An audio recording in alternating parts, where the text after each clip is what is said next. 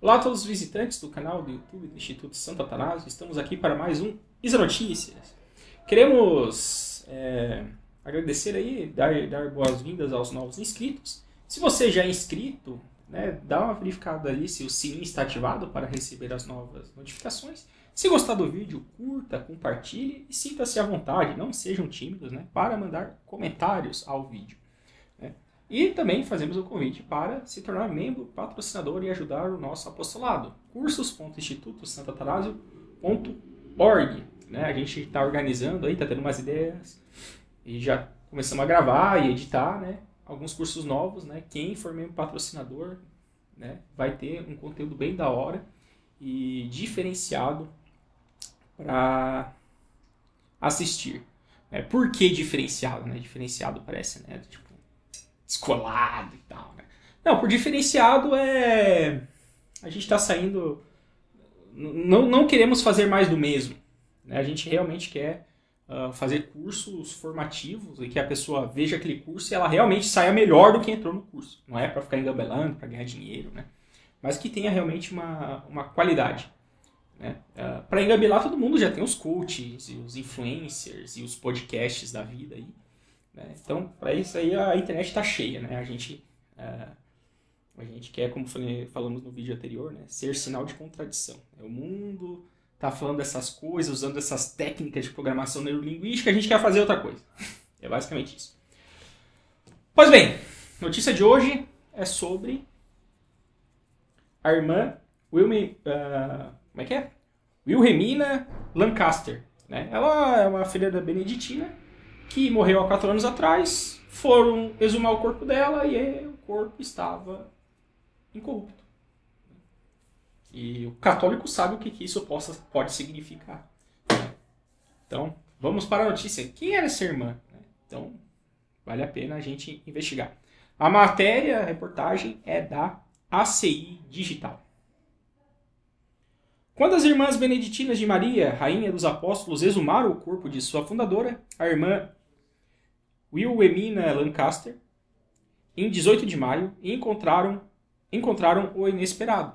4 anos após sua morte, enterro, em um simples caixão de madeira, seu corpo parecia notavelmente bem preservado. A notícia se espalhou rapidamente nas mídias sociais sobre o estado incomum dos restos mortais da fundadora afro-americana da Ordem Contemplativa, atraindo centenas de peregrinos ao mosteiro na zona rural de Missouri, Estados Unidos. Detalhe, aqui a reportagem está falando que foi um simples caixão de madeira. O que significa esse simples caixão de madeira? Outras reportagens disseram que havia rachaduras no caixão. Isso significa que, falando humanamente, não era possível que o corpo, na sua ordem natural, tivesse incorrupto. Ele deveria estar já virado pó, teria até os ossos lá para fazer o translado. Então foi realmente uma grande surpresa encontrar o corpo bem preservado. Então, o que isso provavelmente indica, para nós católicos, por que muitos peregrinos foram para lá? Nós temos um sinal visível de uma possível santa. Então, porque os corpos incorruptos, eles são realmente... O que conserva eles? Produto químico, tal, não é esse caso. Tanto é porque as irmãs esperavam só ter os ossos lá, Deus preserva o corpo. Então é um sinal divino, para quem nega milagres existem e tal, dar uma estudada nos corpos incorruptos é uma boa pedida. Mas tem, nesse meio aí, tem, sei lá, picaretagem e tal. Todos os meios têm picaretagem, mas também não tem picaretagem. Ainda há perguntas a serem respondidas sobre se uma investigação científica será feita para examinar os restos mortais. Espero que sim. Enquanto isso, muitas pessoas querem saber mais sobre essa mulher, que aos 70 anos fundou a ordem de freiras conhecida por seu canto gregoriano no topo das paradas e álbuns de hinos católicos clássicos. Uma visão de Jesus em sua primeira comunhão. A segunda de 5 filhos nascidos de pais católicos em São Luís, Missouri, no domingo de Ramos, em 13 de abril de 1924, Mary Elizabeth Lancaster, ela adotou o nome de Wilhelmina quando fez seus votos, foi criada em um lar profundamente piedoso. Segundo a atual abadesa, a madre Cecília Snell, e uma biografia publicada por sua comunidade, a futura irmã Wilhelmina teve uma experiência mística com sua primeira comunhão aos 9 anos, quando Jesus a convidou para ser dele. Ela ouviu em sua primeira comunhão, talvez não muito claramente, mas ela viu que ele era tão bonito, disse a abadesa. Ele disse, você quer ser minha? E ela disse, ele é tão bonito, como posso dizer não? Após essa experiência, o pároco perguntou a ela, aos 13 anos, se alguma vez pensou em ser freira. Embora não tivesse pensado nisso, ela foi rapidamente movida pela ideia e escreveu para as Irmãs Oblatas da Providência em Baltimore, pedindo permissão para entrar para o convento. Mas ela era muito jovem, então teve que esperar um pouco mais. O trecho da carta revela uma franqueza impressionante e uma fidelidade duradoura, visto que ela morreria depois de viver 75 anos sob os votos religiosos. Eis a carta. Cara Madre Superiora, sou uma menina de 13 anos e gostaria de ser freira. Pretendo ir ao seu convento o mais rápido possível. Vou me formar na escola primária no mês que vem. O que eu quero saber é se preciso levar algo para o convento e o que preciso levar. Espero não estar te incomodando, mas estou decidida a me tornar freira. É claro que sou católica. Deus te abençoe e a aquele sob seu comando. Respeitosamente, Mary Elizabeth Lancaster. Diz a carta. Uma educação católica e uma vocação por toda a vida. Crescendo sob a segregação racial, Mary Elizabeth certa vez foi insultada com o apelido de gotas de chocolate, enquanto corria por um bairro branco a caminho da escola. E, embora também fosse ridicularizada como a única católica entre os colegas batistas e metodistas, ela se recusou a guardar ressentimento pela forma como foi tratada. Quando a escola secundária católica local se tornou segregada pelos irmãos cristãos, e a escola pública parecia ser a única opção, seus pais fizeram grandes esforços para garantir que sua filha e seus colegas de escola pudessem continuar sua educação católica. Meus pais, que não queriam que eu fosse para o colégio público, puseram mãos à obra e fundaram o Colégio Católico São José para Negros, que durou até o arcebispo Ritter dar fim à segregação na diocese, conta a irmã Wilhelmina em sua biografia.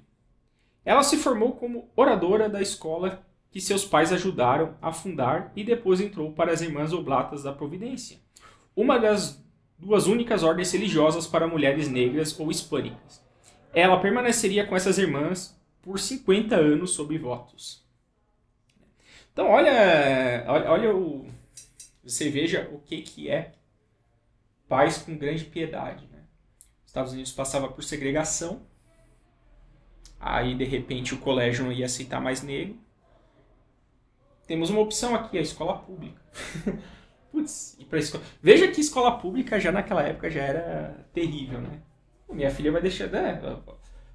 É o contato com o mundo. O que vai ser da educação católica, né? Vai prejudicar a educação católica dele. Moral da história, os pais dela botaram a mão na obra e fundaram eles o colégio para negros. São José. E foi lá que ela se formou, né? Então, olha só que interessante, né? Você vê que ela já tinha os pais como exemplo de virtude, né? E uma virtude magnânima, né? Magnanimidade é a virtude de empreender grandes obras, né? Então, os pais delas, a gente pode dizer aqui por essa biografia que eram magnânimos, né? E isso permite a gente entender, né, sobre essa luz, né, certas atitudes que ela tomou conforme a gente vai ver na sequência dessa breve biografia dela, né?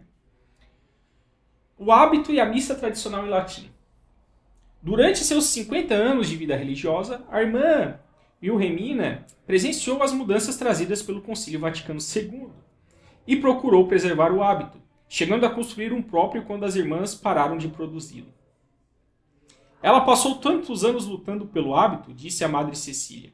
Segundo ela, a irmã Wilhelmina levou a sério a ideia de que o hábito significa que a portadora é uma noiva de Cristo. Aí você chega e... Veja, isso aqui é muito importante. Veio o Concílio Vaticano II, bagunçou, né? Tá, agora a feira pode andar como quiser, hábito é uma coisa antiga, são os novos tempos, o argionamento, a adaptação com o mundo, tal, né? A estranha ideia de que se os padres fizerem cosplay de leigos, eles vão conseguir mais proximidade com os leigos, quando é muito pelo contrário. Eles fingem, quando eles fazem isso, eles fingem que não são autoridade e, na verdade, prejudica a sua relação com o leigo, porque eles estão subvertendo de maneira sensível, né, a ordem. Né? Mas, né, pessoas modernas, eles se acham mais espertos do que a tradição da igreja, né? E aí os seus frutos são sempre podres. Mas, né, você veja que não era birra, não era capricho, né? Ela tinha uma razão muito nítida para defender o hábito, mesmo após o Concílio Vaticano II. Eu sou noiva de Cristo, eu tenho que usar o hábito, porque eu sou noiva de Cristo. Né? Bom, então todo mundo sabe que a roupa ajuda na identificação, certo? Então, a relativização do hábito assim, foi uma grande vitória dos ataques infernais contra a igreja. Né? Mas essa irmã lutou. E pararam de produzir hábito. E agora? Ela foi lá e fez o próprio.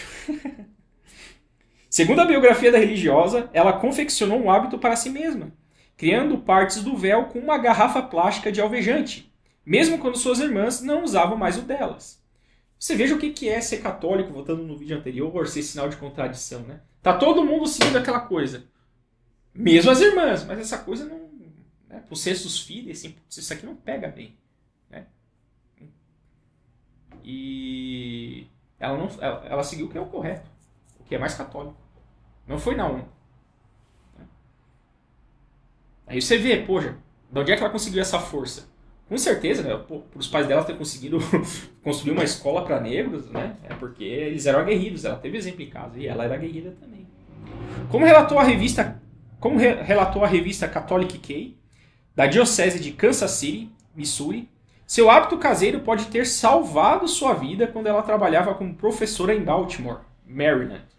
E o colarinho rígido de gola alta, conhecido como Guimpe, desviou a faca de um aluno descontente. Tá aí, ó. A Madre Cecília disse que após anos tentando fazer com que sua ordem voltasse a usar o hábito, a irmã Wilhelmina ouviu falar que a Fraternidade Sacerdotal São Pedro tinha iniciado um grupo de irmãs. Assim, redescobriu a missa em latim e se apaixonou por isso. A Fraternidade São Pedro, ela faz parte daqueles institutos, Ecclesia Dei, né? Eles têm o carisma de poder... de poder fazer os ritos segundo o rito tradicional. Né? Então eles rezam a missa tridentina. E um dia ela fez as malas. Ela tinha 70 anos e foi fundar esta comunidade. Simplesmente um salto de fé completo. Veja. Aí a gente tem que meio que entrar na pele dela. Veio o Concílio Vaticano II. O mosteiro que ela fazia parte começou a virar uma bagunça, nem hábito mais as monjas estavam usando. Daqui a pouco a gente vai ver mais ou menos como é que é o estado. Tá? Mas tava uma bagunça e tal. E ela viu a oportunidade de, associado à Fraternidade Sacerdotal São Pedro, ou seja, de rito tradicional, fundar uma comunidade de quê? Para viver a vida religiosa de maneira tradicional, segundo as regras de São Pedro. E foi isso que ela topou. Certo? Foi isso que ela topou. Então, um salto de fé completo. Foi uma oportunidade, né, que ela falou, e vamos embora. Em 1995, com a ajuda de um membro da Fraternidade Sacerdotal São Pedro, a comunidade foi fundada. Com o tempo, ela assumiria um carisma mais contemplativo e nitidamente mariano, com especial ênfase na oração pelos sacerdotes. Ou seja, ela conseguiu, nessa nova comunidade, aprofundar a fé dela. Em sua proposta para uma nova comunidade, Wilhelmina disse que queria voltar à observância regular, algo que ela pediu durante o capítulo geral das Irmãs Oblata da Providência. O uso do hábito uniforme. O uso do hábito uniforme, ou seja, né, se vestir como monja. Ela era monja, né, beneditina, né? Vamos se vestir como hábito, monge beneditino. A entrega de todo o dinheiro a um econômico comum. Olha a bagunça que estava a questão. A obediência à autoridade legal em todos os departamentos. Ou seja, né, o mosteiro virou... Claro, né, não usa mais o hábito, já vira... A desordem entrou no mosteiro depois do Concílio Vaticano II, né? Vocês estão vendo. Já nem obedeciam mais o superior de direito, né? A guarda do recinto e dos tempos e lugares de silêncio. Ou seja, era uma bagunça e barulho, né? A convivência e uma autêntica vida fraterna. Ou seja, estava tudo esculhambado. Escreveu a irmã. Ela queria que tudo isso... O que ela queria, né? Em suma, em sua nova comunidade, ela imaginou um retorno à disciplina ordinária da vida religiosa. A nova comunidade, que começou em Scranton, Pensilvânia, seguiu a regra de São Bento e cantou o tradicional ofício divino em latim. Em 2006, a comunidade aceitou um convite do bispo Robert Finn para se transferir para a sua diocese de Kansas City, São José, no Missouri. Gente, quem quiser conhecer mais sobre a espiritualidade beneditina, recomendamos aqui o nosso livro Virtudes e Milagres, escrito pelo São Gregório Magno. Virtudes e Milagres, os diálogos de São Gregório. No segundo diálogo é a vida de São Bento. O segundo diálogo é a vida de São Bento. Então, e pelo que o São Gregório narra da vida de São Bento, assim, era bem regrado os negócios lá e tudo mais, né? O respeito pelos superiores do pessoal do mosteiro era sagrado e tudo mais, né? Então, você veja que o Concílio Vaticano II teve a capacidade de zoar até mosteiros beneditinos, né? São Bento foi jogado um pouco de lado, né? Vamos viver aí essa nova dinâmica, né? Com discernimento, através do diálogo. Diálogo com quem? Com outros católicos, com pessoas piedosas, com pessoas inteligentes? Não, com o mundo. O que é o pecado? Aí não tem como dar certo mesmo, né? Mas vamos lá. Tem pastoralista aí da CNBB que jura que dá, né? Vamos lá. Em 2018, sua abadia, a abadia de Nossa Senhora de Éfeso, foi consagrada com a madre abadesa Cecília como a primeira abadesa, com a irmã Wilhelmina sob sua autoridade. Em 2019, 7 irmãs deixaram a abadia para estabelecer a primeira casa-filha da ordem, um mosteiro de São José em Ava, Missouri. Ou seja, o que esse mosteiro tinha aqui que está mostrando, né? Vocação. Certo? Vocação. Você veja que tem mosteiro na Europa que estão fechando por falta de vocação. Estão fechando. Basicamente, eles estão tendo que deixar a estrutura dos prédios e meio que se agrupar com outros ali para que eles possam sobreviver. Ou seja, a crise de vocação tremenda. E esse mosteiro em 2018... Veja, nós estamos falando de 2019. Ó, ele foi consagrado em 2018, se tornou abadia, né? Sobre, né, quem era a abadesa, né, a Madre Cecília, né, que é a que está dando muitas citações aqui, né?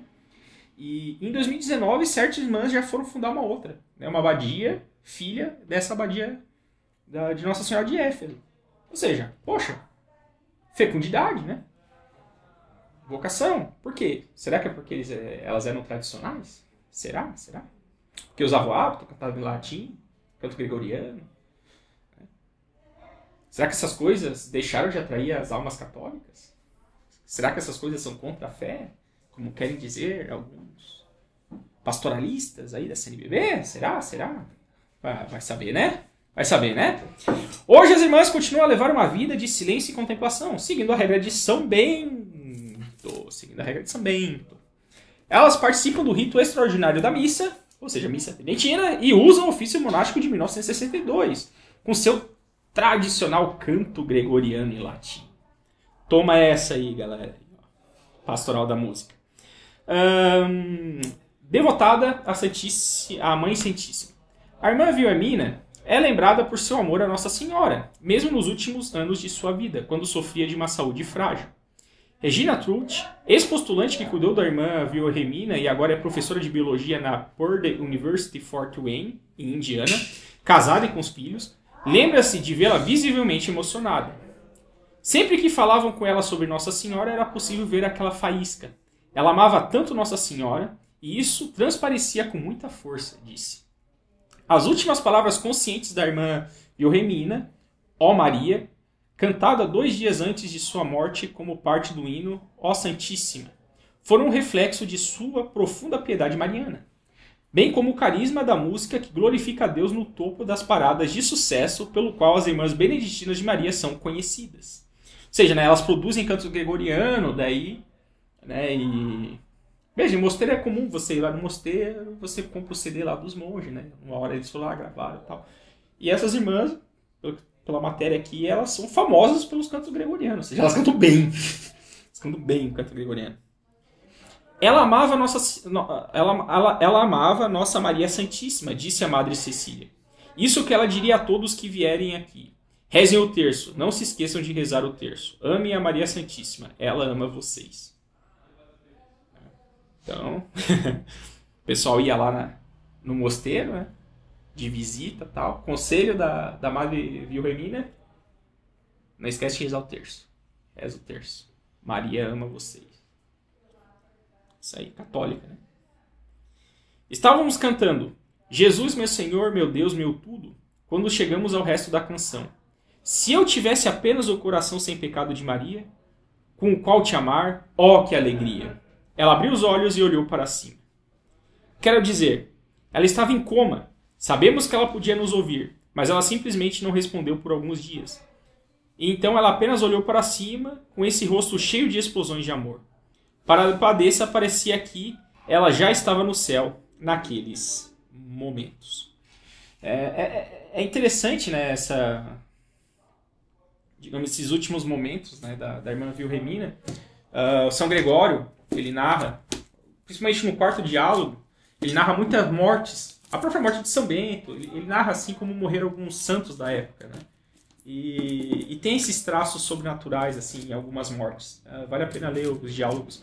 Não só para a gente entender melhor a espiritualidade beneditina, pela vida de São Bento e tudo mais, né? Mas a vida monástica da época, que é a vida monástica tradicional, que o Concílio Vaticano II veio e esculhambou tudo aí, como mostrou a questão.